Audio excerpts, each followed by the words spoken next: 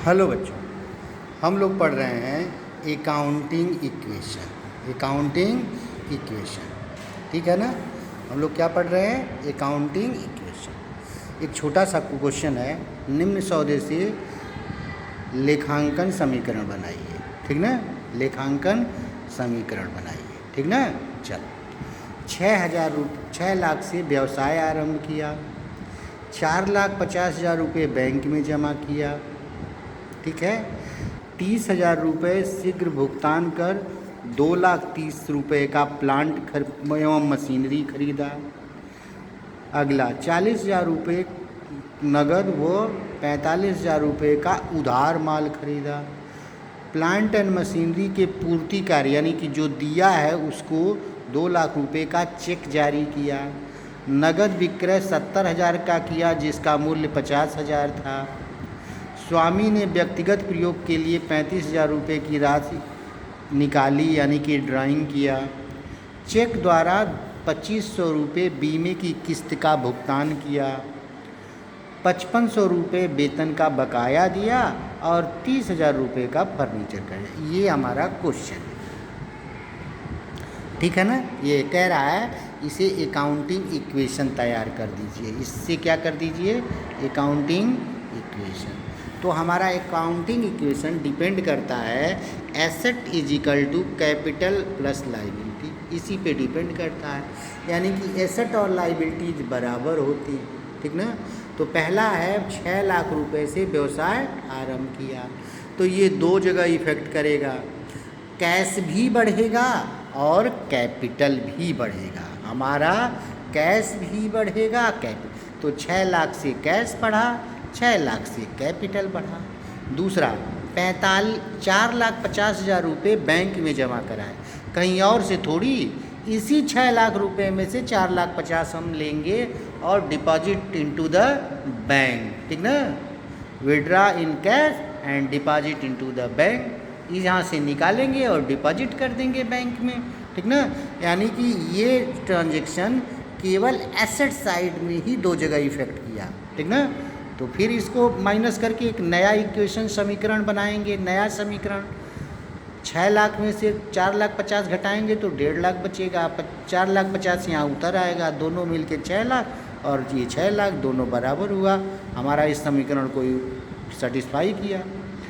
भुगतान किया और, ठीक है ना, भुगतान किया और ठीक है 30,000 रुपये का शीघ्र भुगतान किया और 2,30,000 का प्लांट मशीनरी खरीदा। तो भुगतान किया, मशीनरी खरीदा। ठीक है। तो 30,000 रुपये भुगतान इसी 1.5 लाख में जो बचेगा करेंगे। ठीक है। और 2,30,000 का हमारे पास प्लांट एंड मशीनरी एसेट आ गया। तो भाई 30,000 दिया था और 2 लाख जो नहीं दिया था वो देगा, बाद में तो इसको देना ही पड़ेगा ना। तो इसके लिए हम क्रेडिटर एक पैदा होगा हमारा, जो हमसे बाद में लेगा, जो मशीन खरीदेगा उससे बाद में 2 लाख रुपए का लेगा। क्रेडिटर लाइबिलिटी की क्रिएट हो जाएगी, तुम्हारे ऊपर एक ऑब्लिगेशन पैदा कर देगा। ठीक ना। यानी कि तुम्हारे ऊपर एक दायित्व तो पैदा कर देगा। ठीक ना। नया समीकरण 1,50,000 में से इसको 1,20,000 30 घटाएंगे तो 1,20,000, 4,50,000 उतर आएगा, 2,30,000 यहाँ, 6 लाख ये और 2 लाख। इसको चेक कर लेना बेटा, बराबर ही मिलेगा। ठीक ना। चलो चौथा, ठीक है, 40,000 रुपये का नगद और 45,000 रुपये का उधार माल खरीदा, यही है। ठीक है। तो 40, 80, 5, 85,000 का माल आया, लेकिन नगद उसमें से केवल 40,000 है। तो यहीं से पैसा देंगे नगद वाला 1,20,000 में से 40 पेमेंट करेंगे, 80 बचेगा। ठीक है। लेकिन हमारे स्टॉक में 85,000 का माल आ जाएगा। कितने का? 85,000 का, और उधार ही न खरीदे हैं। ठीक ना। तो फिर क्रेडिटर जो होगा 45,000 रुपये से बढ़ जाएगा। 45,000 रुपये से क्या हो जाएगा? बढ़ जाएगा। फिर यहाँ नया इक्वेशन तैयार हो जाएगा। 80,000, 45,000, 2,30,000, 85,000, 6 लाख और 2 लाख में 45 जुड़ के 2,45,000। ठीक है ना। हर स्टेप पे एक नया इक्वेशन। पाँचवा, ठीक है, पाँचवा प्लांट एंड मशीनरी के पूर्तिकार को चेक जारी किया गया। तो यहाँ लिखा गया है चेक जारी किया गया डैश डैश। तो चेक भाई बैंक से ही जारी, तो ये बैंक से डिडक्ट होगा 2 लाख डैश डैश डैश, यहाँ कर दो, यहाँ पे कोई दिक्कत नहीं। और इसको 2 लाख पेमेंट कर दो, इसमें से माइनस कर दो, यानी कि इसको पेमेंट हमने कर दिया, ठीक है ना। अब एक नया इक्वेशन, ठीक है, ये 80 उतर आएगा, इसमें से 2 लाख माइनस हो जाएगा तो 2.5 लाख हो जाएगा, 2 लाख 30 यहाँ उतर आएगा, 85,000 यहाँ उतर आएगा, 6 लाख कोई इफेक्ट नहीं हुआ इसमें, ठीक ना। इसमें 2 लाख का चेक जारी हुआ है, ठीक ना। तो चेक जारी हुआ है बेटा,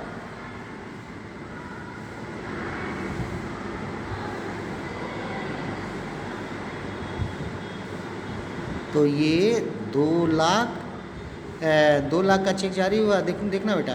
तो ये 2,45,000 है ना, तो 2 लाख का चेक जारी हुआ तो यहाँ बचेगा 45,000, ठीक है ना। यहाँ पे 45,000, एक बार और देखना, चेक जारी किया गया, 2 लाख बैंक से गया, ठीक है, यहाँ माइनस हो गया, कोई इफेक्ट नहीं किया, और 2 लाख यहाँ से माइनस होगा, तो 2,45,000 में से 2 लाख माइनस, तो क्रेडिटर 45,000 का बचेगा। आगे चलते हैं बेटा, नया समीकरण तैयार कर लेंगे, जोड़, ठीक ना। नया समीकरण 80 2,50,000, ठीक है, माइनस कर देंगे 4,50,000 में से 2 लाख, तो 2,50,000 बचेगा, 30 ये उतर आएगा, ये भी उतर आएगा, ये भी उतर आएगा, और इसमें से माइनस होके 45 बचेगा। क्लियर। और नगद बिक्री, ठीक है, नगद बिक्री किया गया, 70,000 का माल बेचा गया, जबकि वो उसकी लागत 50,000 थी, यानी कि 50,000 का माल 70,000 में 20,000 प्रॉफिट हुआ। तो 70 तो मिला पैसा, प्लस कर दो डैश डैश डैश, स्टॉक में से 50,000 का माल ही जाएगा, ठीक है, ठीक ना। और 20,000 कैपिटल में जुड़ जाएगा, क्योंकि वो प्रॉफिट हुआ है, ठीक ना। फिर एक नया इक्वेशन, 1.5 लाख, 2,50,000, 2,30,000, ये घट जाएगा इसमें से 35,000, इसमें जुड़ जाएगा 6,20,000, 45,000। कोई डाउट नहीं। चलो आगे चलते हैं। व्यक्तिगत प्रयोग के लिए निकाले, यानी कि मालिक ने व्यक्तिगत प्रयोग के लिए 35,000 रुपये निकाले।